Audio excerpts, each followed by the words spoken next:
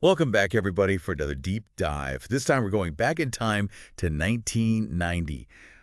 What a year it was. We had a recession, we had that junk bond collapse, and even a pretty big scandal involving Salomon Brothers. It was a crazy time, and of course, right in the middle of it all was Warren Buffett. He was steering the ship at Berkshire Hathaway, and, well, we're going to take a close look at his letter to shareholders from that year. It's packed with insights. And honestly, I think a lot of those insights are just as important today as they were back then.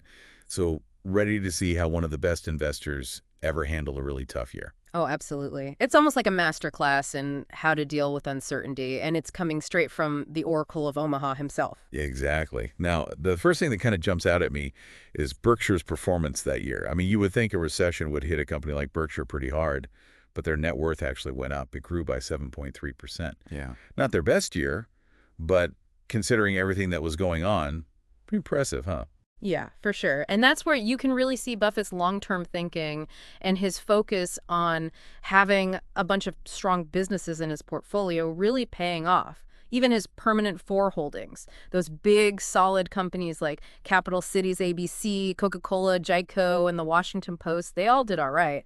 Showed they were pretty strong even with the economy being a bit shaky. Okay, but Buffett also mentions in the letter that reaching his goal of 15% annual growth in intrinsic value was getting more and more difficult as Berkshire's equity base kept growing. I know intrinsic value is like super important for him, but could you maybe explain that a bit more? I'm always trying to figure out how to use these ideas for my own investments. Sure. Think of it this way. You buy a house, right? That's the book value, what's on paper. But then you fix it up, maybe the whole neighborhood gets better, a new school opens up nearby. Now your house is worth more than what you originally paid, right? That's more like its intrinsic value, its real worth, its potential. Buffett believes a lot of Berkshire's businesses are like that. They're worth way more than their book value. And that difference is what makes them great investments in the long run. It's about looking beyond the basic numbers on a balance sheet and figuring out the true potential of a business. Wow, that house example really helps. Makes me think about how I look at my own investments. Maybe I need to be looking deeper, not just at the numbers. I think that's a great idea. And speaking of digging a little deeper, remember that phrase, look through earnings? Buffett talks about that in this letter, too. Oh, yeah, I remember that. Sounded kind of complicated, if I'm being honest. How does that fit into figuring out Berkshire's real earning power? Well, it's about seeing the whole picture. Like, imagine you own part of a bakery. You wouldn't only care about the dividends they pay you, right?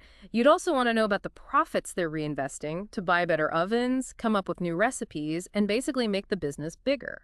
Those reinvested profits are going to make the bakery more valuable and lead to higher earnings for you as an owner in the long run. That's what look-through earnings does for Berkshire. It goes beyond just the dividends they get and adds in those earnings that the companies they own are keeping to grow. It's a way to measure the real earnings power of that whole massive portfolio. Ah, okay. So it's not just about the money you get right now, it's also about the potential for growth in the future. That makes a lot more sense now. But let's talk about some of the companies that make up Berkshire's portfolio. Did they all manage to do well in 1990? Well, the businesses that weren't insurance companies were the real stars of the show. They got a really impressive 51% return on average equity. That's like top 20 of the Fortune 500 level good. Wow, that's amazing, especially during a recession. But wait, were they using a lot of debt to achieve that kind of return? That's the thing, they weren't. They did it with almost no debt, which makes it even more impressive. You see this clearly with Borsheims, the jewelry store, and Nebraska Furniture Mart, NFM. Oh, yeah. I've always been interested in those two. They seem to kind of break all the rules of retail. How do they pull off record sales in a year when other retailers were struggling? Their secret is a pretty simple formula: low operating costs, low prices, and a huge, huge selection. Both of them operated on a big scale. They owned most of their buildings and land, and they were obsessed with efficiency. That let them offer prices nobody could beat, so customers kept coming back for more. Makes sense. It's like they created this unstoppable force in retail just by doing the basics really well. And I love how they both figured out how to reach more customers without opening up a bunch more stores. Borsheims, for example, was sending out like thousands of super expensive jewelry selections by mail all over the country just based on trust. Pretty crazy for a jewelry store, don't you think? I know, right? It shows how strong their reputation was and how unique their relationships were with their customers. And then you have NFM pulling in customers from hundreds of miles away. Amazing how they built such strong brands that people were so loyal to. It is. And while we're on the subject of strong brands, we can't forget See's Candies. They had some struggles in 1990, but also found some pretty clever ways to adjust to what was going on. That's right. Even though they had a little dip in sales around the holidays, they managed to increase profit margins. They did it by being smart about raising prices a bit and keeping their costs under control. And who could forget that incredible story in Albuquerque? They had a landlord who was giving them a hard time trying to force them to move. Oh, yeah. What happened there? Well, the store manager rallied their loyal customers, got the local news involved, and made it a big story about how unfair the landlord was being. All that public pressure got to the landlord, and they ended up caving and giving See's a fair deal. It's a perfect example of the power of a good brand and a bunch of happy customers. Something to think about for anyone who's trying to build their own business. But while See's was adapting, the media industry wasn't having such an easy time. This is where Buffett admits that he was kind of caught off guard by how much newspapers like the Buffalo News were hurt by the recession. He really was, and he put it down to the whole industry changing. Advertising money wasn't growing that fast anymore, and they were facing more competition from other newspapers and these new things, electronic channels. This meant media businesses were losing some of their pricing power, and that hurt their profits. So how did all this affect the investments Berkshire had in media? Buffett was honest. He said those companies were probably worth less than he initially thought, but he also talked about how great their managers were, like Stan Lipsey at the Buffalo News. He praised how they stuck to good quality journalism, even though money was tight. He saw value in keeping those businesses, thinking they could still do well over the long term, even if things looked a bit tougher right now. You can really see how he balances those short-term issues with his vision for the future. It's fascinating. So we have these strong non-insurance businesses, but we got to talk about Berkshire's insurance operations too. It's complicated, I know, and Buffett uses something called the underwriting loss to float ratio to judge how well they're doing. I got to admit, I don't really get that. Okay, let's try and break it down. Think of float as the money insurance companies are holding on to for a little while. It's the premiums they've collected but haven't paid out in claims yet. They can invest that float and make money from it. Now, this underwriting loss to float ratio basically tells you how much they're losing on their main insurance business compared to the amount of float they're getting. That's like trying to find that balance where they're making money on their investments but not losing too much on the actual insurance. So it's about using that money they get from premiums wisely. Seems like finding that right balance is key to doing well in the insurance world. You got it. And Berkshire's been really successful at this for a long time. They're good at building up that float without losing too much money and then making smart investments with it. But then you have this other part of their insurance business that is way more risky and potentially rewarding. It's called super cat reinsurance. Oh yeah, that one definitely caught my eye. What exactly is super cat reinsurance and why would Berkshire get involved in something that could be so unpredictable? It's like insurance for other insurance companies. They take on some of the risk for really huge disasters like massive hurricanes or earthquakes. When something truly terrible happens, the reinsurers step in and help the regular insurance companies pay out those huge claims. Most of the time it's very profitable, but there's always the chance that one huge event could wipe out years of profits. Sounds like a pretty intense game. So why is Berkshire such a big player in that world? Well, it's all about their financial strength. Those other insurance companies need to know that when disaster strikes, whoever they're relying on can actually pay up. And Berkshire, with all its reserves and its diverse portfolio, can definitely handle even the worst-case scenarios. So they're basically using their size and stability to handle these huge, unpredictable risks. That's pretty bold. But Buffett doesn't shy away from how wild this kind of business can be, does he? He's upfront about how unpredictable those risks are and how much guesswork goes into pricing them. Not for the faint of heart, for sure. Definitely not. You need a special mix of smarts, guts, and financial power to succeed in that space. Okay, let's move away from insurance for a bit and talk about Berkshire's stock portfolio. One name that stands out from 1990 is Wells Fargo. Why was Buffett interested in a bank, especially knowing he wasn't a big fan of the industry? That's a great question. He's always been careful with banks because they tend to use a lot of borrowed money, which can boost their profits but also make their mistakes much bigger. And in banking, mistakes can be deadly. But Wells Fargo was different. What made Wells Fargo stand out to him? It all came down to the people in charge, Carl Reichardt and Paul Hazen. They were the top guys at the bank. Buffett saw in them the same things he admired in other successful pairs, like Tom Murphy and Dan Burke over at Capital Cities ABC. These two guys, they respect each other, kept costs low even when times were good, and most importantly, they stuck to what they knew. They didn't try to be flashy or take unnecessary risks. So strong, disciplined leaders made all the difference. Really makes you realize how important the right management team is for any business. Absolutely. And Buffett's timing was perfect. The banking industry was having a tough time in 1990, and that gave him a chance to buy 10% of Wells Fargo for a steal, less than 5 times its earnings. It was a classic example of Buffett being able to spot a good deal when everyone else was scared and running away. He was definitely in the right place at the right time. Yeah. But even a well-run bank like Wells Fargo isn't completely safe from risk, right? True, and Buffett knew that. He recognized the dangers that came with banking, especially in California where Wells Fargo was. Earthquakes, real estate going up and down, and the fear of a big economic panic, those were all real concerns. In fact, a lot of people were worried that the West Coast real estate market was about to crash. And Wells Fargo did a lot of real estate lending, right? Mm. That had to worry Buffett.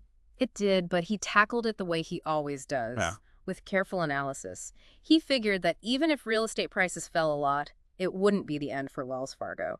They were making good money, and they were cautious about who they lent to. He believed they could handle it. It's interesting how he seems to almost welcome those moments when the market is freaking out. That's a key part of his investing style. When prices drop, he sees it as a chance to buy great businesses at a discount. Remember that famous quote of his, "It's optimism that is the enemy of the rational buyer." That sums it up perfectly. So he's looking for those bargains while everyone else is panicking. It's like he's going against the flow, trusting his own analysis instead of getting swept up in the crowd's emotion. Exactly. That takes a lot of discipline and independent thinking. As Buffett himself quotes Bertrand Russell, "Most men would rather die than think." Many do. It's a good reminder to think for yourself, question what everyone else is saying, and make your own decisions based on your own research, even if it means going against the grain. We see him doing that with Wells Fargo, but he also made another move in 1990 that seems kind of out there. He increased Berkshire's holdings of RJR Nabisco bonds, and those were considered junk bonds at the time. Why get involved in something so risky? That's where understanding when price and value don't match up is key. The whole junk bond market was crashing in 1990, and while Buffett's always been wary of that kind of asset, he saw an opportunity. But weren't junk bonds considered, well, junk for a reason? What made him think these particular bonds were worth the risk? He admitted that he usually avoided new junk bonds. He even compared them to ticking time bombs, but he was willing to look at what he called fallen angels. Those are companies that were once solid investments, but then they ran into some trouble. So it's about really understanding the business, figuring out the risks, and then jumping in when the price is just too good to pass up. Exactly. He believed RJR Nabisco had good assets and solid management. The bonds were priced so low that the potential return outweighed the risk, in his opinion. He was taking advantage of the market's fear and pessimism. So it's not about avoiding entire types of investments altogether. It's about being smart and finding those hidden gems that everyone else might be overlooking. Absolutely. And that leads us to one of the most crucial parts of Buffett's investment philosophy, the margin of safety. It's all about buying things for less than they're really worth, so you have a cushion if you make a mistake or if something unexpected happens. Remember his analogy about debt being like a dagger on the steering wheel? Oh, yeah. He said it might keep the driver focused, but any little bump in the road could lead to disaster. What a great way to explain how debt can make both your successes and your failures much bigger. Exactly. Buffett clearly prefers to be more careful, emphasizing the importance of protecting your money and building wealth over the long term instead of chasing those quick wins that could vanish just as quickly. And speaking of long-term thinking, Buffett also talks about Berkshire's holdings in convertible preferred stocks. Companies like Salomon, Gillette, US Air, and Champion. What were the main takeaways there? Well, he's honest and admits that he made what he calls an unforced error with his investment in US Air. He bought in right when the airline industry was really struggling, dealing with both issues that affected everyone and the difficulties of a recent merger. It's good to remember that even the best investors make mistakes sometimes. It's nice to see him acknowledge that. Makes him seem more human, more like someone we can relate to. So what happened with US Air? Did he lose faith in that investment? He was definitely concerned, but he was still hopeful about the company's future, especially with Egg Colony and Seth Schofield in charge. He thought they were doing the right things to fix those problems. Sounds like he was willing to ride it out, trusting that management team to steer them through the rough patch. But he also throws in a little warning about convertible preferred stocks, doesn't he? He does. He points out that they might look simple, but a lot of people misunderstand them. He stresses that their value is mostly tied to their fixed income features, not just their potential to change into regular stock. So even when an investment seems pretty straightforward, it's crucial to really understand how it works and not just get carried away by all the excitement surrounding it. But Buffett wasn't just focused on stocks and bonds in this letter. He also shared some more personal thoughts, including a really touching tribute to Coleman Mockler. He was the CEO of Gillette and a friend of Buffett's who had recently passed away. Yeah, that part of the letter is really heartfelt. You can tell how much he admired Mockler's character. He described him as a true gentleman, someone with integrity, courage, modesty, and incredible business skills. He even said that Gillette's success, especially in shaving products, was a reflection of Mockler's personality, always striving for quality and constantly trying to improve. It's a nice reminder that business is really about people, and that great businesses are often built by great people with good values and a clear vision. It's not just about the numbers, but about the people behind them. For sure. And Buffett's respect for people like Coleman Mockler really shines through in how he approaches buying companies, which he talks about in the health help section of this letter. Oh yeah, his yearly call for businesses to sell to Berkshire. It's like a tradition in his letters at this point. What kind of business is he looking for? He's pretty clear about what he wants: big purchases, consistent earnings, good returns on equity without much debt, management that's already in place, simple businesses, and a straightforward price. So he's basically looking for solid, well-run businesses that have a good track record and a management team that wants to stick around. Nothing too complicated, nothing that needs a total makeover, and no arguing about the price. Exactly. He wants those hidden gems that can really thrive as part of Berkshire, businesses that fit his philosophy of building long-term value. And he's very specific about how Berkshire does things when they buy a company. They buy to keep, they don't interfere with management, and they prioritize long-term value over short-term profits. He even tells potential sellers to check his references.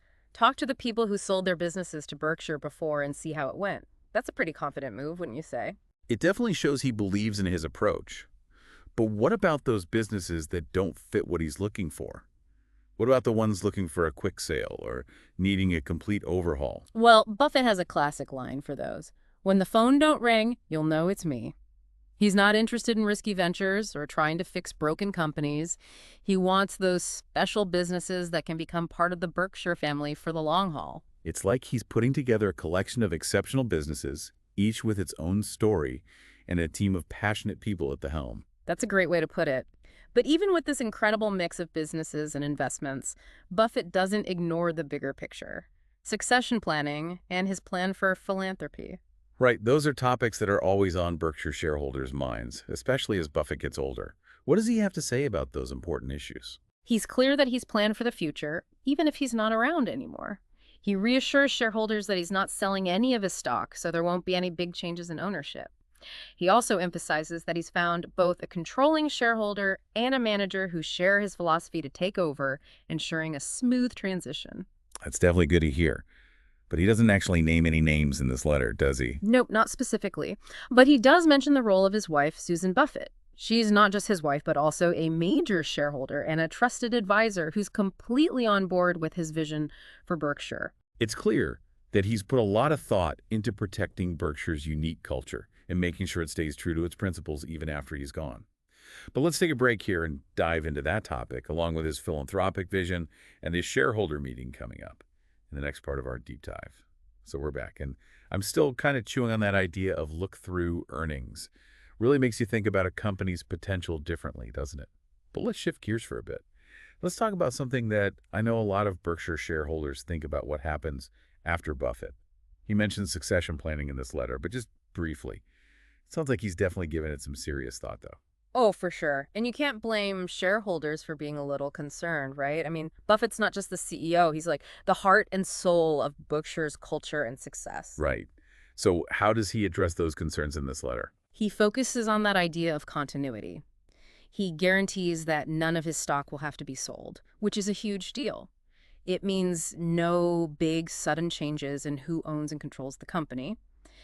And he's very clear that whoever takes over, both the controlling shareholder and the manager, will share his philosophy. That's got to be reassuring, especially for anyone who's worried about Berkshire losing its way, straying from those core principles. But he never actually names any specific people in this letter, does he? He doesn't know, but he does talk about Susan Buffett's role, and not just as his wife. He points out that she's a major shareholder and someone who really understands his vision for the company. So even though he doesn't say, this is my successor, it sounds like the foundation for a smooth transition is already in place. Totally. And this commitment to the long term goes way beyond just the business. Buffett also talks about his philanthropic plans in this letter, which I think is really interesting. Yeah, he says that his estate plan, and Susan's too, is all about giving their fortune back to society. That's a pretty big statement, isn't it? You don't see that very often. Most people who have that kind of wealth, they try to keep it in the family. I know. It shows that Buffett truly believes in using his wealth to do good in the world. He sees it as a responsibility, not just some perk that comes with being rich. He even talks about how Berkshire encourages its managers to donate to charities, but those donations have to fit with Berkshire's overall mission. Yeah, and he even says that if employees want to give to their old schools or other personal causes, they should use their own money, not the company's. That's a pretty strong stance. What do you think about that? It reinforces that commitment to transparency and accountability that we talked about before. He wants Berkshire's charitable giving to be focused and strategic, not just random acts of kindness. It's like he's applying that same disciplined approach to philanthropy as he does to investing, making sure every dollar is used wisely and with a clear goal in mind. Exactly. And you can see that same focus and clarity in how he talks about the upcoming shareholder meeting. He seems genuinely excited about it, mentioning how attendance has exploded to a record 1,300 people. That's 100 times more than just 10 years ago. Wow. It's like a pilgrimage for value investors at this point. It really is. And Buffett wants to make sure everyone has a good time. He encourages shareholders to book their hotels early and even talks about where to park and how to get around. He's really going all out to make it easy and enjoyable for everyone who comes. And I love that little story he tells about last year's meeting about that 11-year-old shareholder, Nicholas Kenner, who asked the first question. Oh, yeah. Little Nicholas with the guts to ask, how come the stock is down? I bet everyone got a kick out of that. It definitely shows that Buffett's down to earth and that he appreciates all of Berkshire's shareholders, no matter how old they are. And I love how he ends the section by saying, it's Charlie's turn to answer the first question this year. Gives you a glimpse into their fun dynamic. Yeah. It's not just about the dry, boring financial stuff. It's about building a community and celebrating Berkshire's success together. So we've seen Buffett's thoughtful approach to succession, his commitment to doing good with his wealth, and his genuine enthusiasm for connecting with Berkshire's shareholders.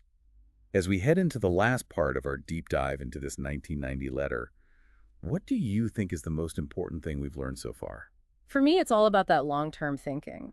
Buffett is like the master of delayed gratification. He's willing to wait for the right opportunities, to build value over time, and to resist that urge to chase those quick wins. And that's not just about investing, it's about life in general, right?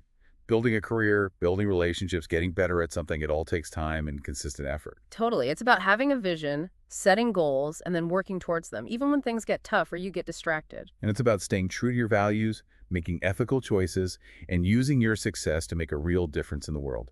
That's the legacy Buffett's creating, and it's an inspiring example for all of us. Well said. Buffett's 1990 letter reminds us that success isn't just about money, it's about creating something meaningful, something that lasts. So, to our listener, we encourage you to find this letter and read it yourself. You'll find so many insights that can help you make better investment decisions, improve your business strategies, and even think about your life differently. And as you're reading it, think about this. How can you use Buffett's wisdom from 1990 to deal with the challenges and seize the opportunities in today's world? Okay, so we're back for the final part of our deep dive into Warren Buffett's 1990 letter to shareholders. Going through this letter has really made me think differently about how I invest. It's not just about picking stocks, it's about really understanding the businesses, thinking about the risks, and being patient enough to let those investments grow over time. It's like a whole different way of thinking about it, isn't it? Moving away from that short-term knee-jerk reaction that a lot of investors get caught up in. Totally. And what I find so interesting is how Buffett brings his personal philosophy into everything he writes in this letter. It's not just about the numbers, it's about ethics and leadership, and using your success to make the world a better place. It's like he's saying, yeah, make money, but make sure you're doing it the right way. Remember what he said about Berkshire's charitable giving? It has to align with the company's values and mission. No personal agendas allowed. He applies that same strict thinking to how he uses his own wealth. Yeah, and it's not just about giving money away, it's about making sure that money's being used effectively. That same focus and discipline, he applies it to everything. Absolutely. But one thing that really stood out to me is how much Buffett encourages people to think for themselves. He's not afraid to go against conventional wisdom, whether it's about the dangers of debt or how people blindly follow the crowd during market He's bubbles. like, don't just do what everyone else is doing, do your own research. Hmm. And that's so important these days, especially with all the information overload we're constantly dealing with. I know, right? It's easy to get lost in all that noise. But Buffett reminds us to cut through the distractions and focus on what really matters. Understanding the basics, assessing the risks, and making decisions based on our own careful thinking. And he does it in such a clear, engaging way. He's so good at making complex ideas simple. He uses analogies and tells stories and even throws in some humor to make his points memorable. He really does. Reading his letters is like having a conversation with a wise friend who wants to share what he's learned. And he's not afraid to admit when he's messed up. That unforced error with U.S. Air, it's refreshing to see that kind of honesty. Definitely makes him more relatable. He's not some perfect, untouchable figure. He's made mistakes, learned from them, and kept going. It's a good reminder that we all make mistakes. It's how we deal with those challenges that matters. So as we wrap up this deep dive, what's the one big takeaway you want our listeners to remember? What's that one piece of wisdom from Buffett's 1990 letter that they can use in their own lives, whether they're seasoned investors or just starting out? For me, it's the importance of playing that long game. Buffett is a master of delayed gratification. He's willing to wait for the perfect opportunity, to build value slowly but surely, and to resist the temptation to chase those quick wins. And that's not just about investing, it's about life, right? Building a career, building relationships, getting good at something. It all takes time and putting in the effort consistently. You got it. It's about having that vision, setting those goals, and then working towards them step by step, even when you hit roadblocks or get sidetracked. It's about being true to yourself, doing the right thing, and using your success to make a positive impact on the world. That's the kind of legacy Buffett is building, and it's an inspiring example for all of us. Very well said. Buffett's 1990 letter is a timeless reminder that real success isn't just about money, it's about building something meaningful, something that endures. So to all our listeners out there, we encourage you to find this letter and give it a read. You'll find a ton of insights that can help you make smarter investment decisions, improve your business strategies, and even just think about your life differently. And as you're reading, ask yourself this question. How can you use Buffett's wisdom from back in 1990 to face the challenges and grab the opportunities that exist in the world today? Something to ponder. Thanks for joining us for this deep dive. We'll see you next time. Until then, keep learning, keep exploring, and keep working towards building a better future.